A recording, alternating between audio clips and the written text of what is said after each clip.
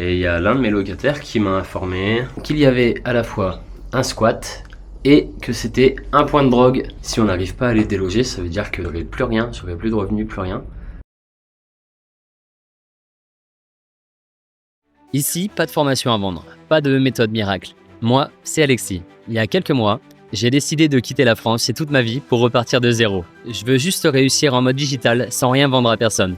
Bienvenue dans The Journey.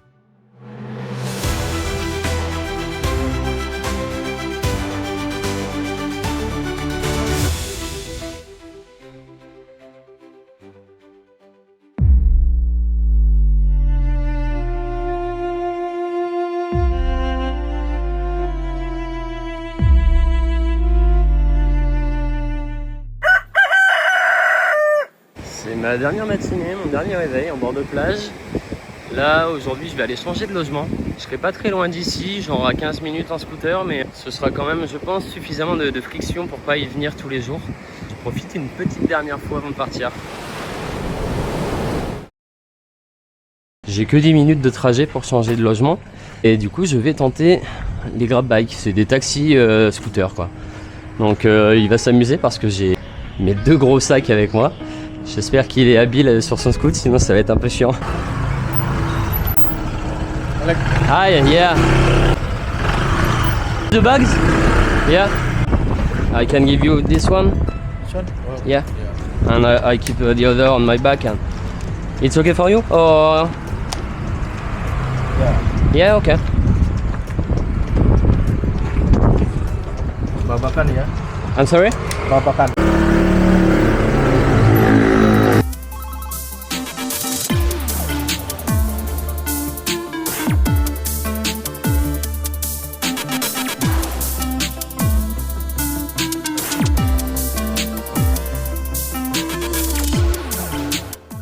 Have a good day, bye.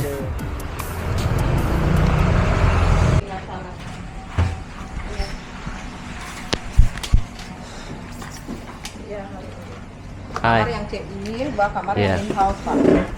Thank you. Here, Okay. maybe you want coffee, maybe. Oh, Tea? yes. You want water? Okay, everything is here. Yeah. You want maybe in the night? No, stop in here, yeah, maybe night, yeah, 10 o'clock, maybe you want drink? Okay. Here? Okay. Yeah, you want coffee? You want coffee or no? No, it's okay. No. For now, it's okay. Thank you. In the water, in here, maybe you want cool, hot. Oh, great. Perfect. You want it here, yeah? It's self-service. Yeah, I can. Yeah, you can do it, no problem. Okay, by You want myself. buy coffee, I can lend you. Okay. Maybe you want now? No, it's okay. For now, it's okay. Thank you. In the pool, Yeah. Okay. one here and one in down.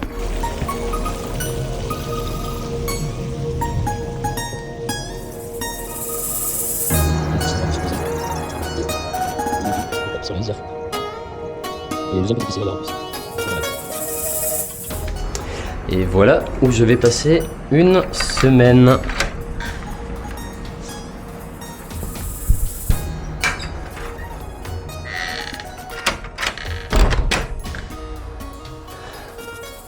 C'est mignon. En vrai, il y a une vue qui est trop bien. Piscine, transat.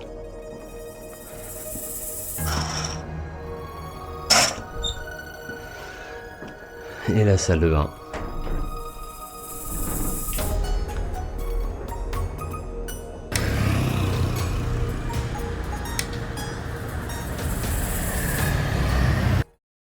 C'est le moment de la capsule numéro 3. On reste sur les bases.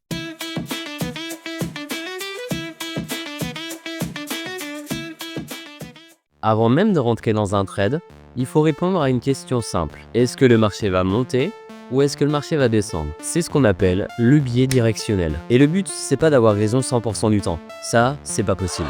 Le but, c'est d'avoir plus souvent raison que tort. Imagine une rivière. Si tu nages dans le sens du courant, tu avances facilement. Si tu nages à contre-courant, tu te fatigues et tu vas nulle part. En trading, c'est pareil. Si le marché est globalement haussier, je cherche à acheter. S'il est baissier, je cherche à vendre. Et je vais te donner un fun fact. Au lieu de haussier et baissier, tu vas souvent entendre bullish et bearish. Pourquoi bull et bear? Bull, parce qu'un taureau attaque en levant ses cornes. Bear, parce qu'un ours attaque en donnant un coup de patte vers le bas. bearish. Et c'est d'ailleurs pour ça qu'à Wall Street, il y a un énorme taureau en bronze dans la rue et que lui toucher les boules porterait bonheur. Et pourtant, la plupart des débutants font l'inverse. Et là, je te parle plus des boules du taureau, mais bien du biais de marché. Ils essayent de deviner quand le courant va s'arrêter. Résultat, ils s'épuisent et ils perdent. Les pros, eux, les institutions, nagent toujours avec le courant. Et même, ils sont initiateurs du courant. Alors la première chose que je fais, c'est déterminer la direction. Sans ça, tu pars déjà perdant. Mais attention, certaines directions sont artificielles. Elles poussent les particuliers à acheter, alors que les gros, les institutions, veulent vendre. Ou inversement. Mais ça, c'est une autre histoire. Et ça demandera une capsule complète. Les premiers jours où j'applique mon planning, je me rends dans un petit café à côté où normalement je peux me poser pour travailler. Obligé de marcher à l'ombre parce qu'il fait beaucoup trop chaud ici. J'attaque ce premier jour de nouveau planning par la session de trading. J'ai un petit quart d'heure de retard parce que j'ai mis du temps à faire les démarches à la salle pour prendre mon abonnement, soit un. Mais j'attaque par la première petite session trading. Donc là, au programme, je me remets dans ma stratégie. Je vais réétablir d'abord mes analyses de biais. Concrètement, là, je fais uniquement focus sur les biais de marché. Je vais uniquement chercher à anticiper si on va continuer à faire des plus hauts ou à faire des plus bas. C'est tout ce que je vais faire pour l'instant. Je vous expliquerai pourquoi par la suite, mais si j'explique tout maintenant, ça va faire beaucoup trop d'infos et ça va pas être facile à comprendre. Donc là, globalement, tout ce que j'ai fait, c'est identifier des biais de marché et identifier si on allait faire un plus haut ou un plus bas et noter quand j'avais bon ou quand j'avais tort. Typiquement ici, je m'attends à faire un plus haut par rapport à ce trait vert. Ok, c'est pas grand chose, mais on l'a fait quand même. Donc le biais était bullish et j'ai eu bon. Je déplace mon point haut et mon point bas, même si pour le coup, le vrai mouvement reste celui-ci. Là, je m'attends à faire des plus hauts.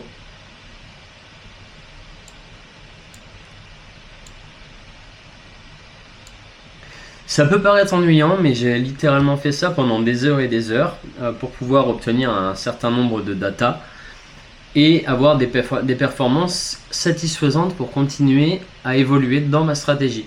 Je cherche à avoir automatiquement 70% de taux de réussite par biais et je change les time frames en allant dans des time frames de plus en plus petites.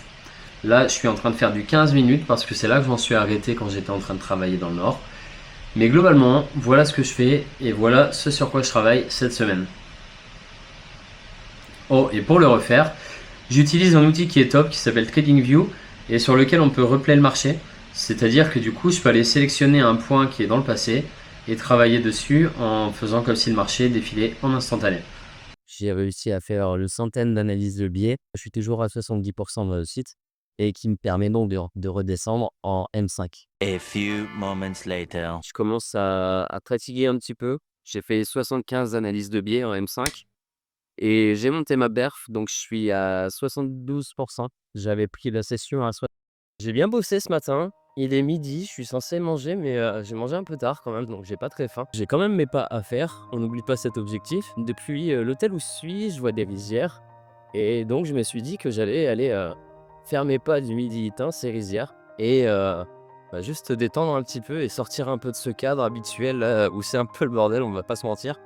C'est à l'extrême opposé de ce que je m'attendais à trouver en termes de calme. Qui tombe sur la réalité aussi de Bali, c'est qu'il n'y a pas de système de gestion des déchets ici. Et donc tu vas trouver des trucs, des poubelles un peu partout. Ils ont commencé à incinérer leurs déchets, mais en fait, il y a quand même un gros problème au niveau de cette gestion-là. Et en fait, tu es confronté à la réalité derrière, c'est-à-dire un Bali quand même très pollué. Il est 14h. J'ai bien travaillé ce matin. J'ai pu analyser environ 150 biais. Il m'en fallait 200, mais j'étais plus assez concentré ce matin. Donc j'ai passé ma dernière heure de la matinée à faire un petit peu de montage. J'ai compensé cet après-midi en profitant de mon pic de concentration après manger pour pouvoir finir mes positions et j'en ai fait donc 100 de plus. Donc aujourd'hui, j'ai 250 analyses de biais. Et c'est très très encourageant parce que mes performances du coup n'ont pas baissé malgré mon moment de flottement depuis le départ du Nord. Donc plutôt ravi de ça, même très ravi de ça. Et là je vais me mettre un petit peu sur le montage pour l'après-midi et puis on aura fait une belle journée bien productive. Et le cadre où je suis est top, je sais pas si on s'en rend compte. Enfin, je suis un peu au calme depuis que je suis arrivé à Bali et ça fait vraiment du bien. Faut que je te parle de ça aussi. Pendant que je bossais, il y a ces gens-là qui mettaient en place des cerfs-volants. Et en fait, on en voit beaucoup des immenses cerfs-volants comme ça. Et ils sont envoyés un petit peu comme offrande aux dieux du vent et de la fertilité pour assurer des bonnes récoltes. Et en vrai, c'est assez intéressant. J'ai demandé à ceux qui en mettaient en place pendant que je faisais mes pas ce midi. Voilà, c'est le genre d'anecdote que moi j'aime bien en tout cas. Il est 18h40, le soleil s'est couché et voilà ma vue pour faire un peu de montage. J'ai commandé sur Grab et je me suis fait un petit repas en vrai assez diète. C'est trop bien parce que la plupart des restos qu'il y a ici, enfin des restos ou on appelle ça plutôt des warung, ceux qui sont les petits restos locaux, ils mettent les totaux caloriques et les macronutriments, genre protéines, glucides, lipides et tout. Donc moi déjà dans mon quotidien je compte mes calories, je suis assez content de ça. Et du coup tu peux te faire des petits plats comme ça, tranquillou, bien calibrés pour coller à la diète et tout. Et genre tout ça là, ça m'a coûté 5 balles en comptant la livraison. C'est plutôt correct. Bon, si je fais le bilan sur cette première journée de trading, ça s'est ultra bien passé. Mes analyses de biais en petite unité de temps ont été excellentes. Et donc c'est très très bon signe et ça implique que je vais pouvoir vraiment attaquer la suite en mode scalping. C'est exactement ce que je vise, c'est parfait. Hey, on est mercredi 6. Je viens de me réveiller et j'ai passé une nuit pourrie. Et hier soir, juste avant de m'endormir, j'ai vu les notifs de mon téléphone. Et il y a l'un de mes locataires qui m'a informé, après de longs échanges, qu'il y avait un squat dans un de mes appartes qui est libre, qui est déjà loué, mais qui est libre pour l'été. Et le locataire arrive début septembre. Et il m'a informé donc qu'il y avait à la fois un squat et que c'était un point de drogue. Et donc là je sais pas comment je gère, j'essaye de gérer avec la famille. Normalement mon frère doit y aller aujourd'hui. Si on n'arrive pas à les déloger, ça veut dire que tous les locataires qui vont venir début septembre vont tous partir. J'aurai plus rien, j'aurai plus de revenus, plus rien. C'est clairement impossible à accepter. Période un peu stressante, j'ai pas forcément bien dormi à cause de ça, vous l'imaginez bien. J'espère que ça va aller et que la police fera son travail et rendra justice. Au milieu de ma semaine de rigueur, j'ai pris le temps d'aller visiter un endroit unique. C'est le sanctuaire des tortues à Kuta. C'est un centre de protection et de réhabilitation. Ici, les tortues blessées ou malades sont soignées avant de pouvoir retrouver la mer. En fait, leur mission ici, elle est simple et en même temps vitale pour les tortues. C'est de préserver une espèce qui est menacée et en gros de sensibiliser les générations futures. Quand je suis arrivé, il y avait un guide francophone. J'ai rencontré une Française en fait qui était là-bas et qui suivait la visite avec moi. Du coup, c'était grave sympa parce que depuis que j'étais arrivé, j'avais pas vraiment rencontré de nouvelles personnes. Et en gros, en arrivant, tu découvres des énormes bassins avec des tortues adultes en convalescence. Certaines qui ont été retrouvées blessées par des filets de pêche ou d'autres affaiblies, genre par la pollution, les plastiques. C'est un gros problème autour de Bali. Et en gros, après, on nous a montré les bébés qui venaient juste d'éclore parce qu'ils préservent en fait les œufs ici jusqu'à éclosion. Et ils sont genre tout petits, tout fragiles, enfin c'est énorme, j'imaginais pas ça aussi petit quand tu vois la taille qu'elles font quand elles sont adultes. Ce qui est ouf, c'est qu'ils sont déjà genre programmés pour aller rejoindre la mer, enfin je sais pas, je trouve ça impressionnant. Et en gros, pour soutenir le centre, tu peux faire des dons évidemment, et en fonction des dons que tu fais, tu peux adopter un bébé tortue et le remettre en liberté, en fait le remettre en mer dès qu'il est assez vieux.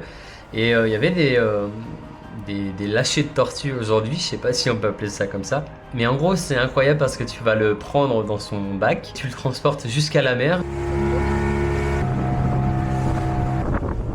Jusqu'à un point où tu vas pouvoir le lâcher. Allez, vite à vite petite tortue. Oh. Et après tu le vois s'éloigner. En vrai c'est ultra drôle de le voir nager comme ça. Tu sais pas réellement s'il va avoir la chance de survivre, mais toujours est-il qu'il a réussi à atteindre l'eau, ce qui n'est pas toujours le cas des bébés qui naissent en bord de plage, parce que la plupart se font bouffer avant d'arriver dans l'eau. Donc tu te dis que d'une certaine façon tu lui donnes un petit peu plus de chances de survie et tu le mets dans son élément quoi. Et c'était cool en vrai, c'est une bonne expérience. Je suis content de l'avoir fait. En sortant du sanctuaire de tortues, il y avait un marché local pas très loin, donc avec la française qui était là sur la visite. On s'est dit qu'on allait aller voir ce qui s'y passait, en fait, ce qu'il y avait. Là, c'est le méga choc culturel. Des stands à perte de vue, c'est un peu le bordel et tout, mais c'est normal, on va dire que c'est un marché. Et en fait, t'as de tout à vendre, genre du poisson, des fruits, des légumes, mais aussi de la viande. Et franchement, ça a failli me dégoûter de la viande à Bali, clairement. La viande, elle est laissée en plein soleil, sans réfrigération. T'as l'odeur insoutenable, t'as la chaleur, t'as la foule autour, t'as les voitures qui roulent devant. Enfin, tout est tellement différent de ce qu'on connaît en Europe. Il n'y a pas de chaîne du froid, il n'y a pas de protection. Les gens, ils prennent ça à main nue, ils coupent tout sur place, sur des tables sans même les protéger. Ça m'a un peu choqué, tu vois. Ça surprend, on va dire. Ça déstabilise. Mais en fait, c'est aussi ça le voyage, tu vois. C'est découvrir une autre réalité, une autre manière de vivre genre au quotidien. Mais je crois que j'ai pas mangé de poulet le soir même. Bon, ce soir c'est pas super diète, mais petit film et pizza dans le lit, ça va être plutôt cool. Ils font des trucs ici, j'ai pas résisté, fallait que je goûte. C'est des pizzas tourtes, genre c'est des pizzas mais avec de la pâte au-dessus et en dessous. Ça a l'air trop bien. Du coup, je vais goûter ça. Et ça coûte genre 4,50 €. Alors, la sauce piquante ici, elle est genre comme ça. Et c'est pas de l'huile piquante comme en France. Genre par rapport à l'huile qu'on a en France, ça arrache la gueule. Et évidemment, j'en ai mis genre 2 paquets avant de goûter. Donc, je vais avoir la bouche en feu jusqu'à demain matin, je crois. Le reste de la semaine, ça a été placé un peu sous le signe du travail, hein. En fait, j'ai pas trop filmé parce que c'était tout le temps la même chose et la même routine. Je changeais juste d'endroit pour aller dans des nouveaux cafés que je connaissais pas. J'ai aussi trouvé des salles de sport très stylées, mais qui du coup sont très chères, mais très typiques de Bali, on va dire. C'est répétitif, intense, mais en vrai c'est nécessaire. Et cette semaine, du coup, elle m'a montré que peu importe où je me trouve, ce qui compte c'est la discipline que je m'impose. Et à Bali, en vrai, entre 2 sessions de boulot, on réalise que le contraste rend l'expérience quand même plus forte. Et en vrai, je suis content de le faire ici. Pour l'instant, je suis très content de ma décision et très content du travail que j'arrive à fournir. J'ai tenu les plannings, j'ai tenu le cap, mais en vrai, le plus beau reste à venir encore. La semaine prochaine, direction Ubud, qui est un endroit qui est un des plus connus aussi à Bali ici. Tout le monde m'a dit que ce serait beaucoup plus reposant que Canggu, donc j'ai plutôt hâte d'y être. Et j'ai quelques visites et quelques activités au programme, donc ça va être très cool de les partager. On se retrouve dans l'épisode 7. Et comme d'habitude, si tu veux voir la dernière vidéo, elle est juste là. Et si tu veux regarder plutôt tout depuis le début, la playlist est là. On se dit à la semaine prochaine. Ciao!